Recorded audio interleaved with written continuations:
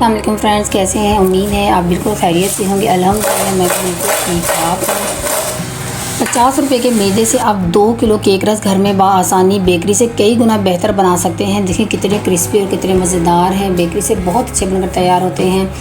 तो चलें, इससे पहले अगर आप मेरे चैनल पर न्यू हैं तो वीडियो को लाइक कीजिएगा, चैनल को सब्सक्राइब कीजिएगा और बेल नोटिफिकेशन को ऑन कीजिएगा।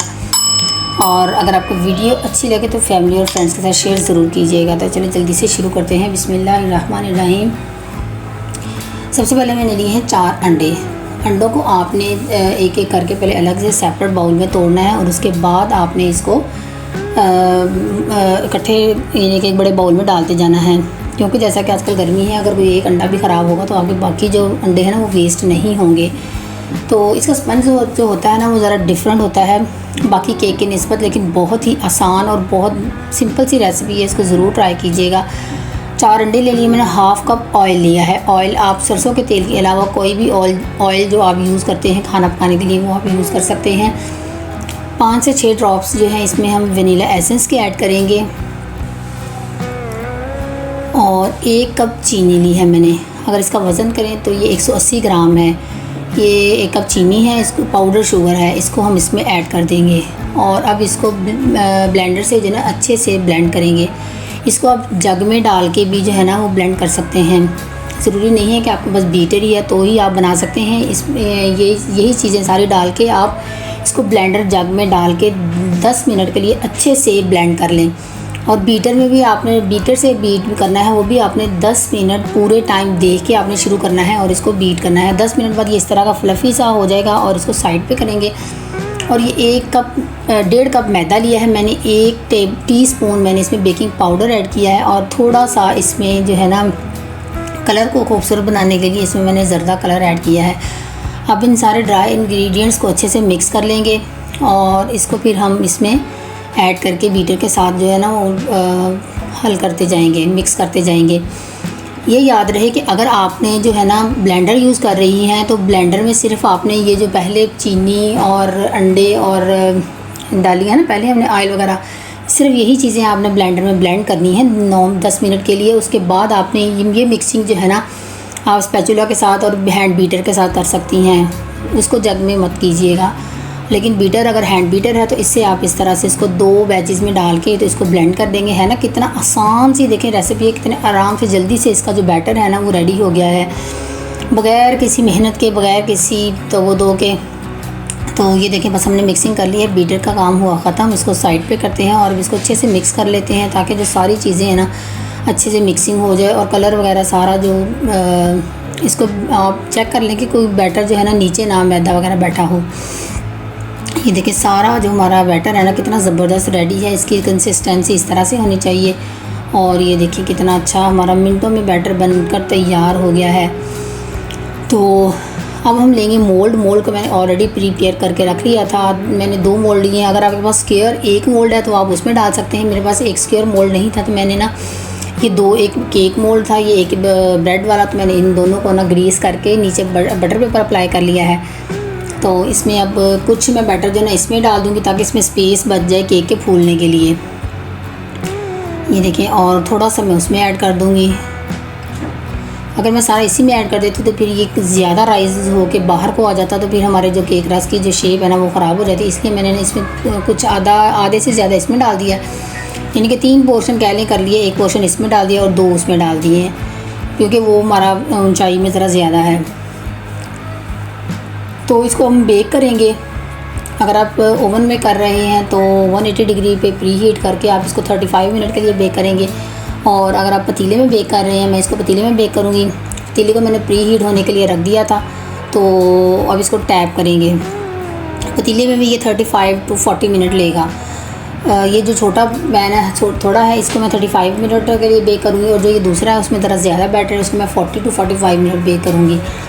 तो इसको अब हम रख देंगे पतीलों में बेक होने के लिए। टैप ज़रूर करना है ताकि इसकी एयर जो है ना वो रिलीज़ हो जाए। अगर जब एयर रिलीज़ ही ना होती तो ऊपर से डोम सा बन जाता है, ये ऊंचा सा हो जाता है दरमियान से ना, इस वजह से होता है कि आप इसमें से एयर रिलीज़ नहीं जब करते।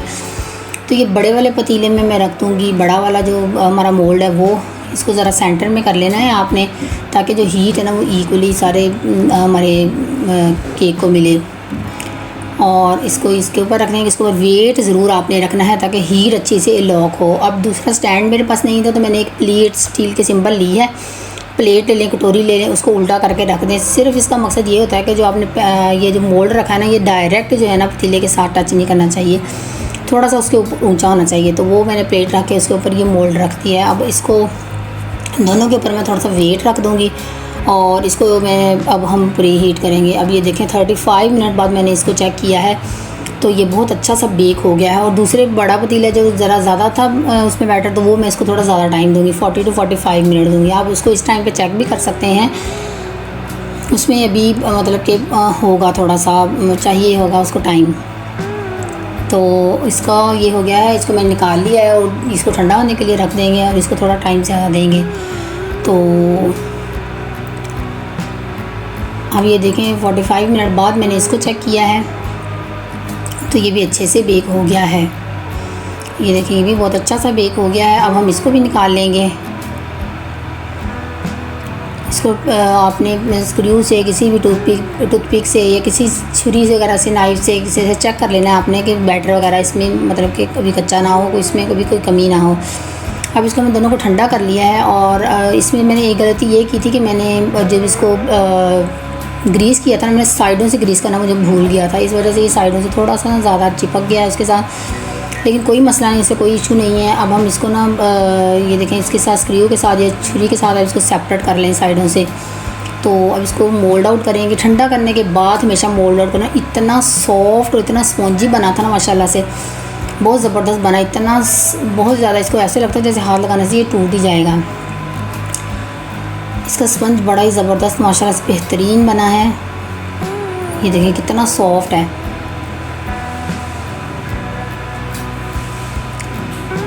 तो दूसरा भी हम मोल्ड आउट करते हैं। इसको अपने एक दफ़ा ज़रूर ट्राई करना। बाज़ार से यकीन करें लेने जाए ना तो 100 रुपये के जो है ना 6 से 7 या 7 से 8 केक रस देते हैं और इतने महंगे मिलते हैं। और आप 50 रुपये के मैदे से जो है ना 2 किलो से ज़्यादा मेरा ख्याल ये बन जाते हैं। मैंने इस दफ़ा वेट तो नहीं किया लेकिन माशाल्लाह से बहुत ज़्यादा केक रस बनकर तैयार हुए थे। 2 किलो तो होंगे ही। नेक्स्ट मैं जब भी एक और दोबारा रेसिपी ब्लेंडर में इसकी रेसिपी शेयर करूँगी, फिर मैं आपको ना इसकी जो है मेजर करके भी इसको बताऊँगी कि कितने केजी बने हैं, लेकिन ये 2 किलो थे। तो अब ये जो है अब हम इसको कटिंग कर लेंगे। इतना सॉफ्ट है इसका स्पंज, ये देखें। अब ये बहुत इम्पॉर्टेंट स्टेप है कि आपने ना इसको कटिंग करने के बाद ऐसे फैला के रखना है सारे केक्स को।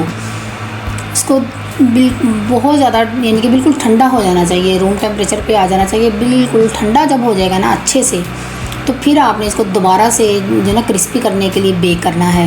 ये आपने गलती बिल्कुल भी नहीं करनी कि आप जल्दी से ऐसे ही इसको रख दें। ज़रा हल्के से ये गर्म होते हैं ना, मतलब कि ये ठंडे तो हो गए, हमने मोल्ड आउट किया, लेकिन इतने ठंडे नहीं है कि ये हल्के से नीम गर्म से कह लें इतने होते हैं। लेकिन आपने इसको फैला के रखना है, बिल्कुल ठंडे हो जाने चाहिए ये। चाहे आप पंखे के नीचे इसको रख दें पहले, जब अच्छे से ठंडे हो जाए फिर आपने इसको दोबारा से क्रिस्पी करने के लिए इसको बेक करना होता है हमने।